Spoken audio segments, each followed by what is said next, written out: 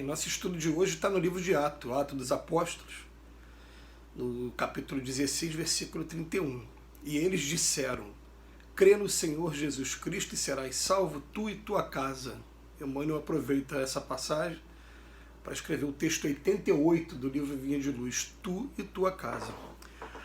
Geralmente encontramos discípulos novos do Evangelho que se sentem profundamente isolados do centro doméstico no capítulo da crença religiosa. Afirmam-se absolutamente sós sob o ponto de vista da fé. E alguns, despercebidos de exame sério, tocam a salientar o endurecimento ou a indiferença dos corações que os cercam. Esse reporta-se à zombaria de que é vítima, aquele outro acusa familiares ausentes.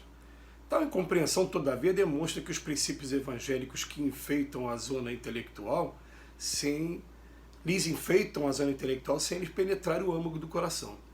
Por que salientar os defeitos alheios, olvidando por nossa vez o bom trabalho de retificação que nos cabe no plano da bondade oculta? O conselho apostólico é profundamente expressivo. No lar onde exista uma só pessoa que creia sinceramente em Jesus e se lhe adapte aos ensinamentos redentores, pavimentando o caminho pelos padrões do Mestre, aí permanecerá a suprema caridade para a elevação. Não importa que os progenitores sejam descrentes, que os irmãos se demorem endurecidos, nem interessam a ironia, a discussão áspera ou a observação ingrata. O cristão, onde estiver, encontra-se no domicílio de suas convicções regenerativas para servir a Jesus, aperfeiçoando e iluminando a si mesmo. Basta uma estaca para sustentar muitos ramos.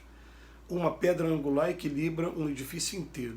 Não te esqueças, pois, de que verdadeiramente aceitas o Cristo e a Ele te afeiçoas, será conduzido para Deus, tu e tua casa.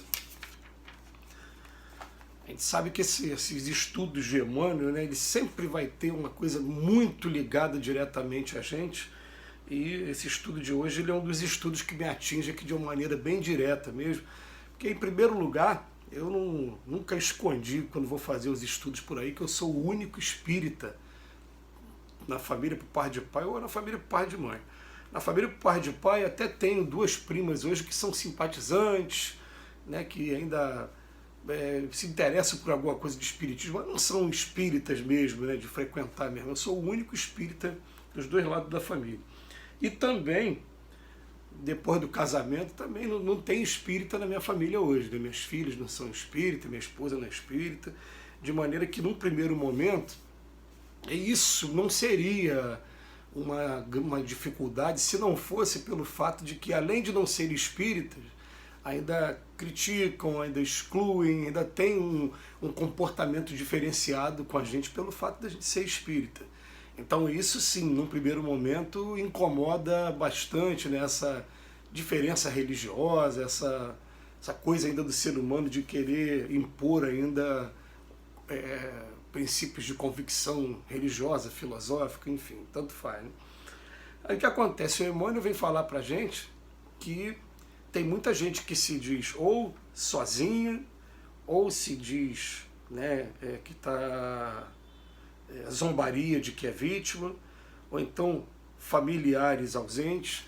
E uma das coisas que a gente percebeu logo de início, é que é uma coisa muito até fácil de compreender. A gente reconhece, com o estudo da doutrina espírita, o quanto a entidade é pequenininho, porque a doutrina espírita nos convida ao autoconhecimento, a uma análise muito profunda de quem nós somos, para a partir daí a gente trabalhar uma ideia de reforma íntima. Então a gente começa a reconhecer o quanto a gente é pequeno, e eu me lembro que no meu caso pessoal, eu fui convidado para fazer um trabalho social dentro de um presídio, estudar o Evangelho mesmo dentro do presídio. E esse trabalho acontecia toda segunda-feira, e pelo fato de acontecer na segunda-feira, a gente de manhã acordava, fazia prece, fazia leituras, e o dia, a segunda-feira em si, o dia, passava a ser um dia especial, porque a vigilância e a oração se tornavam presentes. Então, conforme eu comecei a perceber que a segunda-feira estava muito interessante, a terça, a quarta e a quinta continuavam dias normais, naturalmente a gente começou a procurar ocupar os outros dias com alguma atividade também. Quando isso aconteceu, começou a ver aquela coisa do fanatismo, o pessoal queria, tá ficando fanático, Uma coisa é você se tornar religioso, mas se tornar fanático, as pessoas não conseguiam entender no primeiro momento que, na verdade, aquilo estava sendo um tratamento de choque aqui comigo mesmo, porque até hoje eu reconheço que a parte instintiva, né, os pensamentos ainda não são dos melhores ainda, tem que ficar num policiamento aqui o tempo todo incessante, né? E isso ajudava, que realmente quando a gente está aqui fazendo esses estudos, fazendo palestra, fazendo curso, envolvido principalmente com esses trabalhos da obra, quando vai fazer uma visita para alguém, né? Quando vai fazer o trabalho da cesta básica, a gente fica envolvido em energias que são diferenciadas.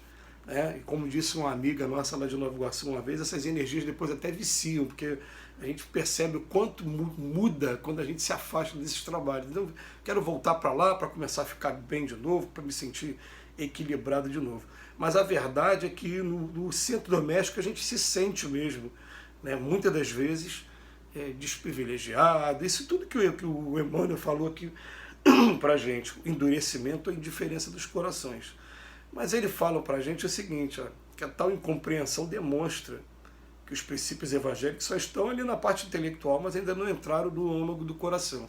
Por que ele está querendo dizer isso? Porque quando entra mesmo no âmago do coração, aquele que compreende o Cristo, ele agora não está mais sujeito a reclamações, ele está assim começando a entender que se ele está inserido num determinado grupo é porque é para ele ajudar. A gente ajuda muito mais com exemplos, a gente não ajuda com palavras, a gente não ajuda com imposição de fé, com coisa nenhuma disso.